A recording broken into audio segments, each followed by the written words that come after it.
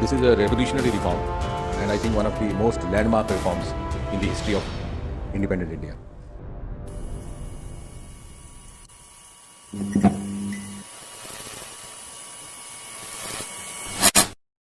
I'm gonna start today's video with a short story for all of you about a random boy, a random middle class Indian boy. Let's just call him Atul for the namesake. He did his intermediate and his matriculation from pretty modest schools, and then he did his graduation, let's just say BA political science, from a pretty modest college as well, in a pretty modest way. Now he decides to do what almost all of the graduates, all of the middle class graduates decide to do after the graduation. That is to somehow raise the status quo of his family by appearing and somehow in a way clearing Sarkari or government exams. Government exams are indeed the go-to destination of almost all of the middle class boys and girls when they want to increase their status quo and they want to improve their position in the social hierarchy in their area. He does not care if he has an interest in railways or in SSC or in banking. He doesn't care about all of that. He does not care about which department he goes to. He can go to railway, he can go to banking, he can go to SSC, all the departments that are under SSC.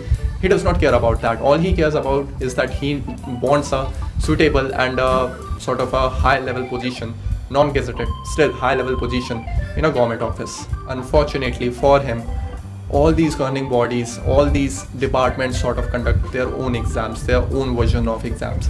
SSC conducts its own exam, Railway conducts its own exam in the sort of Railway Recruitment Board, RRB, and banking conducts its own exam. I mean, most of the banks are affiliated under IBPS, but there are still banks who conduct their exams independent of IBPS, and therefore their forms need to be separately filled. In these 3 to 4 years, until his age expires, of course, he will have the opportunity to appear and sit in a variety of exams in a variety of different departments under the central government and banking. So it's like he doesn't even get one particular month to prepare for one specific exam. It's like his attention is diverted throughout the year on separate exams. And these exams are not something that one can prepare for in 1 year. It's like, RRB, it takes at least 6 months to prepare for that. It takes at least 6 months for IBPS. It takes similar amount of time for SSC as well. And even more for SSC, it's known as mini IAS for a reason. Unfortunately, what Atul does is he goes into each examination with lackluster and half-prepared knowledge, and therefore he is not able to clear or pass any of those exams. Maybe in the future, if he gets lucky, he will be able to clear them, but until that time, he's just purely dependent upon luck. The problem that Atul faces is shared by almost all of the middle-class students in India. Fortunately, our Union Cabinet has recognized this problem, and today, on the Wednesday of 19th August 2020, they have approved the proposal to set up a national recruitment agency that will conduct common eligibility tests throughout the country for all the departmental exams like railway exams, banking exams, and other government exams as well that fall under central government, of course, and are non-gazetted in nature. The exams that lie under this common eligibility test are, of course, eligibility-based exams that determine the eligibility of an aspirant, all the preliminary exams that I'm talking about. These preliminary exams, these sort of screening tests, are made in a way that a default person, a person with a default level of knowledge, is selected out that are most probable to appear for the mains exam. And yes, there are mains exam for each of them that test the ability of the candidate according to the post that he is applying. Now, even to an individual who does not relate to this Sarkari exam and government exam culture, will be able to say that it's a pretty thought of and a pretty good decision. Another aspect of this decision that I would like to take your attention to is the fact that once you've cleared one CET exam, you've attained a specific percentage, you've cleared the cutoff in a way, that cutoff will remain with you, that percentage will remain with you for a period of 3 years. For a moment, let's just ignore how relieved a student will be because of these reforms, and let's just look at from the perspective of the conducting bodies for all of these exams. And let me tell you, it's a logistical nightmare. Conducting all of these exams, scuffing up billions and billions of rupees, crores of rupees every year. We in the students community often scold these governing bodies, scolding them about how poor the arrangements are at the exam centers. But indeed, what we should do is we should praise them, because let me tell you, it's a logistical nightmare to hold these kinds of exams every year consistently on the same date. These dates are delayed as well, postponed as well. I mean, it's a pretty common phenomenon. But still, holding such kinds of exams every year, I mean, kudos to all the governing bodies. First of all, they'll have to arrange for the stationery for everyone, for not just the students, but for themselves as well. And let me tell you, the fees that they charge, the application fees that they charge, it does not do any good to them. It just depreciates the cost for them a little bit. But the thing is that for especially the government exams, they have to conduct these exams on their own. They will receive a certain amount of budget from the central government, from whatever government they report to, and they will have to provide them with a budget, under which budget they'll have to work. And sometimes the budget exceeds as well. What this application fees does is it just reduces the effect that is placed upon these governing bodies. Not to mention that due to reservation, a lot of SC, ST and OBC candidates are also excluded from application fees payment.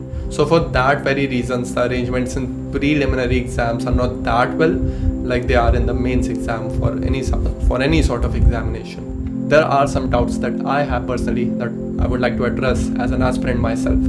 Let's just say that in 2020 I appeared for the CET exam. Although it's not being applied in 2020, it's being applied in 2021. It will be you'll be able to appear in CETs in 2021 because that will be the first time it will be held. So let's just say in 2020 I am appearing for a CET and I cleared the CET with 80% marks when the cutoff was 75%. Let's just assume that. So my question is, in 2021, will that in any way affect the percentage, the cutoff percentage for 2021? I mean, if you look at that, I cleared in 2020. Now it sort of depends on me if I want to appear for CET in 2021. I will appear for CET in 2021 just in case I can get a 1% or 2% increment from 80%. I mean, let's just say I got 82 or 83%, then that will be obviously very good than 80%. But let's just say I wasn't able to get more marks and my percentage was just 80%. Okay, but a lot of other candidates in 2021 appeared and they were able to secure 80% and even more marks, and that means that on that specific year there will be a lot of more students who will be eligible according to the cutoff of the previous year than they were in 2020. So does this mean that the cutoff will change? Of course the cutoff will change when a number of aspirants who have 80% marks has increased. Then this means specifically that the cutoff will also increase. My question is that for the period of 3 years, if these keeps happening, then let's just say in 2022, an even increased amount of aspirants will be there who will have let's just say above 80% marks. So does that mean that the cutoff will keep increasing at an exponential rate each year? Because if this happens, then this means that it's clearly a bad news as well in a way, and which means that we'll have to prepare harder for a CET examination. Overall, for me, the decision is pretty good. I'm pretty satisfied with it.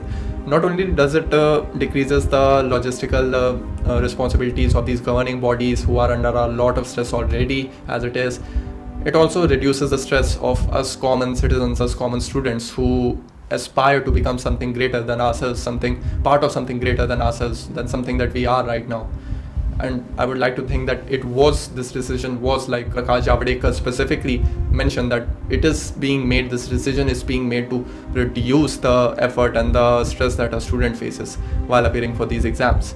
So the thing is that I want to know the opinion of you guys. Comment section हमारे बहुत सुने रहता है. It's like nice video, good video. Yeah, thank you for all of that. But also give us a bit input about what are the parts of this video that you found interesting. What are the things that we should improve in our video, in what we do at the Elixir of Wisdom. We need inputs. Feedbacks are really important for our channel to grow. Okay. So on this topic, I really want to know what are your thoughts about it. In the press conference that Prakash Javadekar held, what were the things that caught your eye? I want to know your opinions, and do let me know all of that in the comment section. So if you like this video, then like it and share it with all of your friends. Not only your friends, but all of those other friends that you're not in touch with but are preparing for some sort of examination.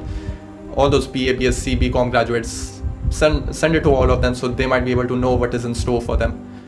Also, subscribe to our channel if you want to receive our videos in your feed as well. and ring the bell for notification also if you want to know the latest updates of when we post our videos, etc. If you're too tired of like typing the elixir of wisdom in your search bar and then specifically finding our channel and then searching for it, if you're too tired for that, then do ring the bell for notification. That will get you notified each time that I drop a new video. So that was it. Thank you for watching the video. Sure do hope to see you guys next time.